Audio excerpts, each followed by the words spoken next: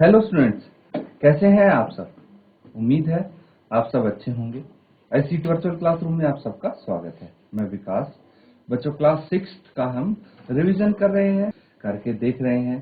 तो बच्चों, सबसे जरूरी क्या चीज है कि आप सब बच्चों को जो क्वेश्चन यहाँ पे दिए जाते हैं वो पहले सॉल्व करने होते हैं। ठीक है, सॉल्व करेंगे, उसके बाद आप उसको क्रॉस चेक कर सकते हैं, क्योंकि यहाँ पे भी सॉल्यूशन उसका करवाया जाता है।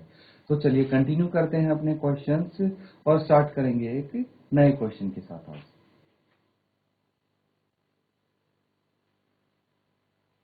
एक क्वेश्चन है, इसको लिखिए।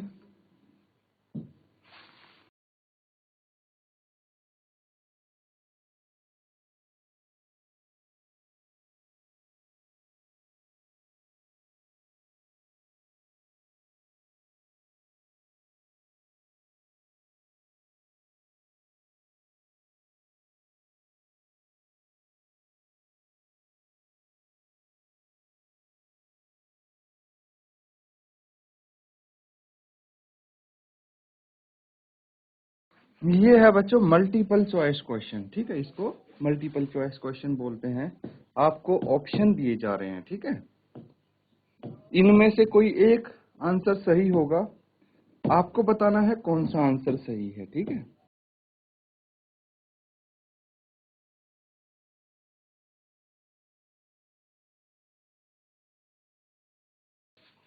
तो बोला गया है द सम ऑफ 267 एंड 132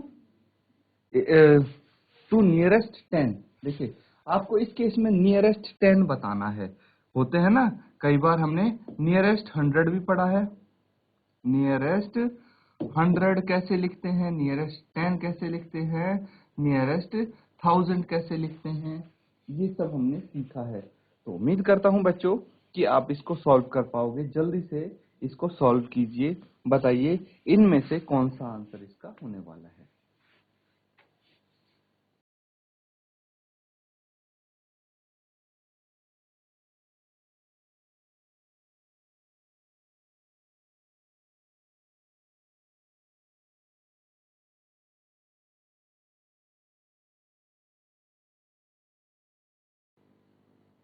देखिए स्टूडेंट्स, सिंपल है सॉल्यूशन इसका। आपको ये तो पता है कि सम कैसे करते हैं, है ना। सम मतलब ऐड करना है, प्लस का साइन भी दिया हुआ है। इनको ऐड करके देखते हैं। 267 एंड 132 को प्लस करिए। 7 प्लस 2 9 आ गया, 6 प्लस 3 9 आ गया, 2 प्लस 1 3 आ गया। ठीक है, कितना आ गया? 399। 399 है। अब देखिए कि आपको क्या करना है, आपको नियरेस्ट टेंथ देखना है। ठीक है, नियरेस्ट टेंथ देखना है। तो नियरेस्ट टेंथ कैसे होगा? 399 है। ठीक है, इसके आसपास देखिए, यूनिट प्लेस पे, यूनिट प्लेस पे जीरो कहाँ कैसे कैसे आ सकती है ना। जीरो कैसे कैसे आ सकती है? या तो हम कर सकते हैं 399 का 400। भाई सबसे पास या तो 400 आ जाएगा, या फिर 390, है ना। यही दो पॉसिबिलिटी बनती है नियरेस्ट टेंस की। अब देखिए, नियरेस्ट टेंस की अगर ये दो पॉसिबिलिटी बन रही हैं, तो इसमें से कौन सी के सबसे नजदीक है? 399। देखिए, 399 और 400 में सिर्फ एक का डिफरेंस है, जबकि इसमें 9 का डिफरेंस है। तो ये ज्यादा नियरेस्ट, ये नियरेस्ट हुआ, नियरेस्ट टेंस ये हो जाता है। इसीलिए आपका आंसर बी होगा। होगा कि नहीं होगा? इसी तरह से आप कर सकते हैं। तो देखिए, ये तो नियरेस्ट, तो इस तरह से आपसे जो भी चीजें पूछी जाती हैं इजीली आप निकाल सकते हैं। बस कॉन्सेप्ट क्लियर होना चाहिए। नोट डाउन कर लीजिए इसको। अगला सवाल करेंगे। अब देखिए, अगला क्वेश्चन भी कुछ इस तरह का ही है। बहुत सिंपल सिंपल से क्वेश्चन है ये।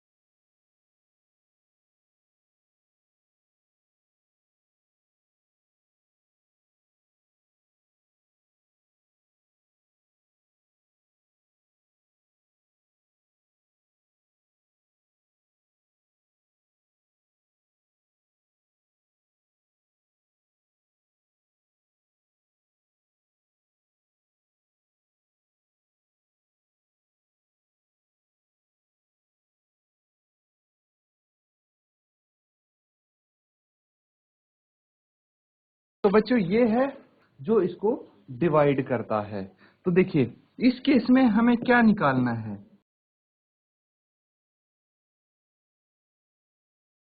Highest common factor. ठीक है, तो हम देखेंगे सबसे बड़ा नंबर।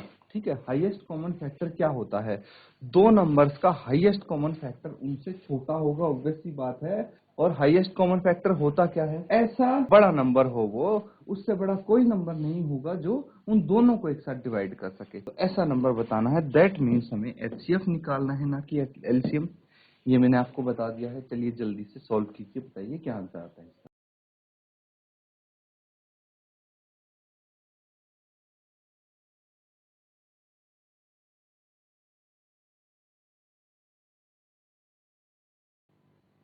देखिए बच्चों, एचसीएफ कैसे निकालते थे ये तो आपको पता है।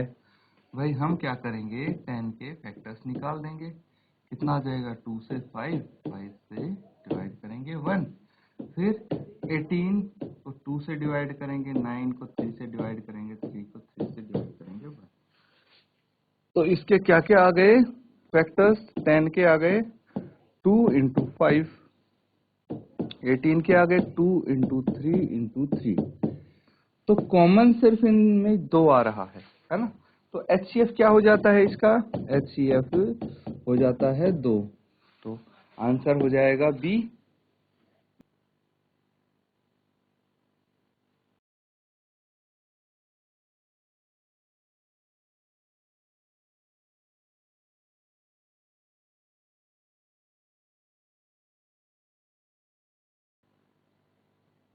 चलिए स्टूडेंट्स एक क्वेश्चन और लिखेंगे।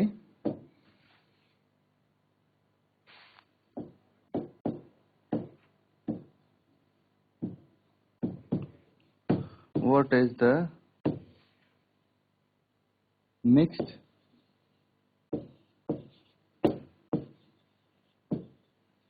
फ्रैक्शन और 5/3।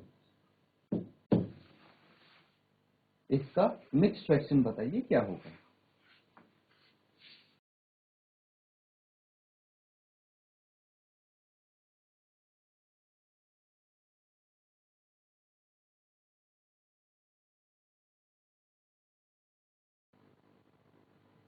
देखिए बच्चों, इस टाइप के क्वेश्चंस में बहुत समय नहीं लगेगा आपका। ठीक है, मिक्स्ड फ्रैक्शन में कन्वर्ट करना है, बहुत ही सिंपल तरीका है हमारे पास। हम डिवाइड कर देते हैं न्यूमरेटर को डिनोमिनेटर से, 3 एकम 3, 2 बच जाता है। तो ये आ जाएगा हमारे पास। अब हमें क्या करना है, 5/3 को अगर मिक्स्ड फ्रैक्शन में लिखना है तो सबसे पहले जो हमारे पास आंसर आया है, इसका क्वोशिएंट आया है, वो लिख देंगे 1। फिर क्या लिखेंगे, 2/3। बस एक चीज ध्यान रखनी है, जो डिनोमिनेटर होगा वो सेम रहेगा, चेंज नहीं होगा। तो आप यहां से स्टार्ट कर सकते हैं 3 से, डिनोमिनेटर में 3 लिखेंगे, उसके बाद यहां से यहाँ से यहाँ, ऐसे आपका सर्कल चलता जाएगा। नोट डाउन कर लीजिए।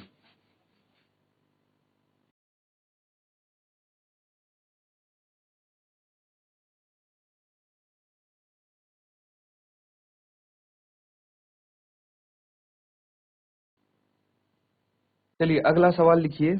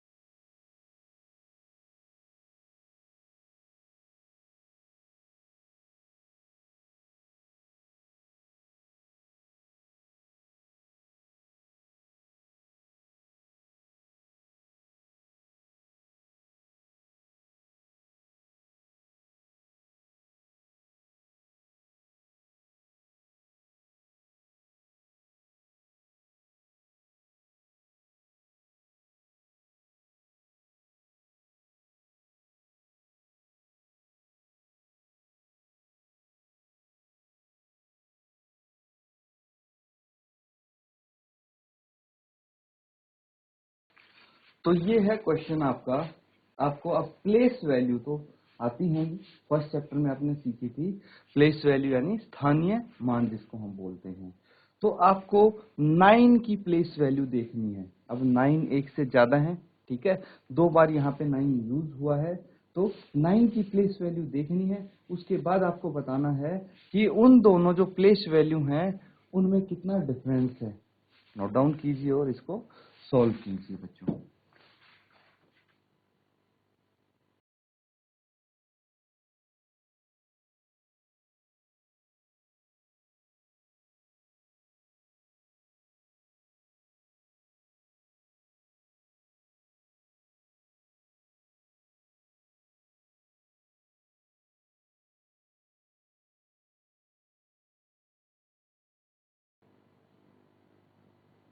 चलिए स्टूडेंट्स, इसको हम सॉल्व करेंगे। अब ध्यान दीजिए, यहाँ देखिए प्लेस वैल्यूज लिखनी है हमें, ठीक है। तो सबसे पहले नंबर क्या है वो लिख लेते हैं, 7 9 5 2 0 9 8 6, ये नंबर है। अब इसकी प्लेस वैल्यूज क्या क्या हो सकती हैं वो देखते हैं।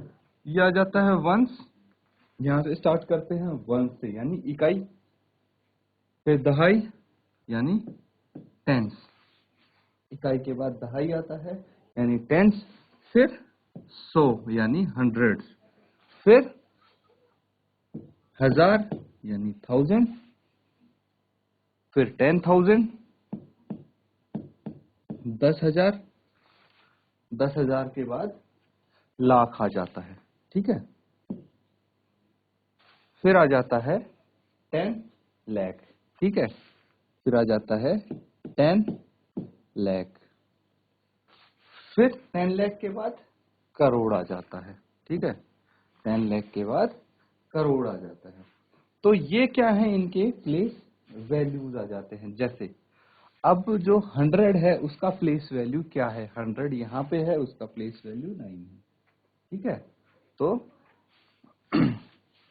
आप लिख सकते हैं प्लेस वैल्यू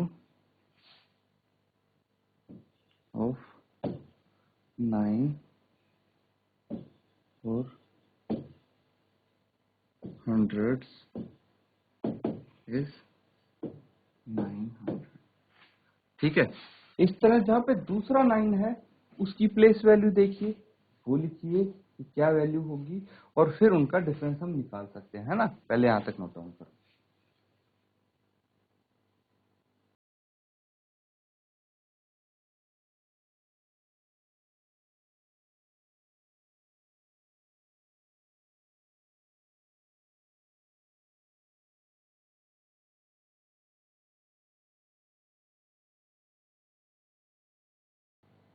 देखिए स्टूडेंट्स, ये समझ में आ गया इतना कि भाई हंड्रेड्स प्लेस के लिए, ठीक है, जो हंड्रेड्स प्लेस है उसके लिए प्लेस वैल्यू क्या होगी 9 की, ये हंड्रेड्स होगी भाई। कैसे, 9 है इसके आगे 2 जीरो हम लगा देंगे क्योंकि हमें सिर्फ प्लेस वैल्यू लिखनी है। इसी तरह प्लेस वैल्यू ऑफ 9 फॉर, कौन सा है ये, 10 लाख, 10 लाख प्लेस, इसके लिए क्या होगी 9 लिखिए, इसके आगे कितने जीरो आएंगे, जितने डिजिट है 1 2 3 4 5 6, 6 जीरो आप लगा देंगे, 1 2 3 4 5 6, ठीक है। अब क्या करना है, डिफरेंस निकालना है। डिफरेंस निकालेंगे भाई, इसमें से 900 माइनस कर दीजिए, डिफरेंस आ जाएगा आपका। तो चलिए माइनस करिए, फिर बताइए कितना डिफरेंस आता है। 9, ठीक है, और ये 900, 2 जीरो तो एज इट इज आ जाएंगी, यहां से कैरी लेंगे, ये 10 बन जाएगा। 10 माइनस 9 1 बच गया, यहाँ पे 9 बच गया तो 9 लिख देंगे, यहाँ पे भी 9 बच गया तो 9 लिख देंगे, यहाँ पे भी 9 बच गया था तो 9 लिख देंगे, और ये 8 बच गया क्योंकि यहाँ से हमने कैरी लिया था। तो ये आंसर आ गया इसका। सिंपल जो सब्ट्रैक्शन है वो करना है आपको। तो 8 9 9 9 1 0 0 ये डिफरेंस आ गए, नोट डाउन कर लीजिए।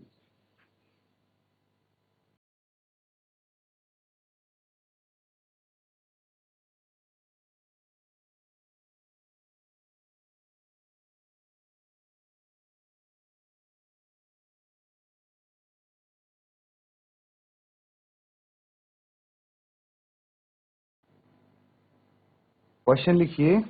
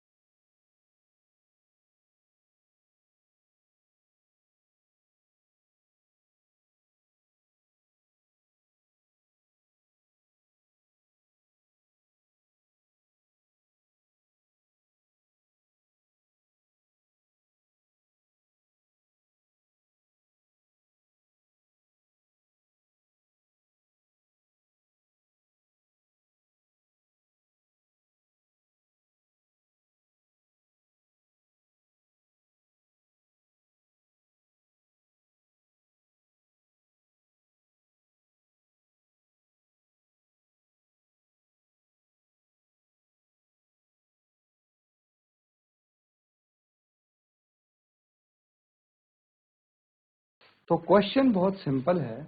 यहाँ पे आपको क्या बताना है, क्वेश्चन समझिए। Anna is standing on a rock, एक रॉक पे खड़ी है वो, that is 7 feet above sea level. तो सी लेवल एक लेवल होता है जहां तक हमारा सी वाटर आता है, ठीक है। तो मान लीजिए ये सी लेवल है, ठीक है, ये सी लेवल है।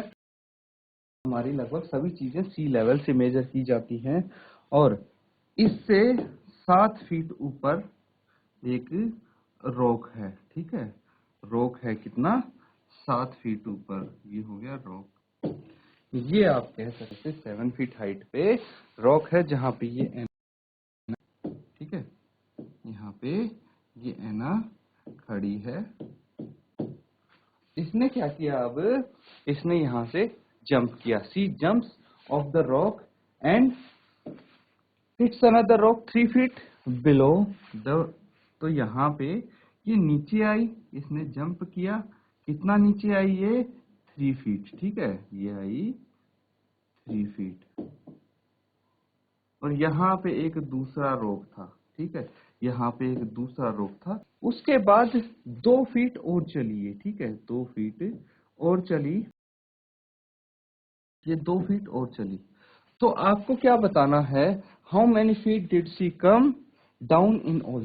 तो टोटल कितने फीट आई, सबसे पहले 3 फीट चली, फिर 2 फीट चली, टोटल हो गया 5 फीट, है कि नहीं, टोटल हो गया 5 फीट। तो इस तरह से आप इस टाइप के क्वेश्चन कर सकते हैं स्टूडेंट, इसको नंबर लाइन का यूज करके भी आप इजीली कर सकते हैं। अब यही काम है आपका कि नंबर लाइन का यूज करके इसको होमवर्क में एक बार करके देखें। आंसर आपको पता है, आंसर हमारा आ गया है। तो इस टाइप के क्वेश्चंस को भी आप अच्छे से प्रैक्टिस करें। इसी के साथ स्टूडेंट्स आज का सेशन हम यहाँ पे एंड करते हैं। Thank you and have a nice day.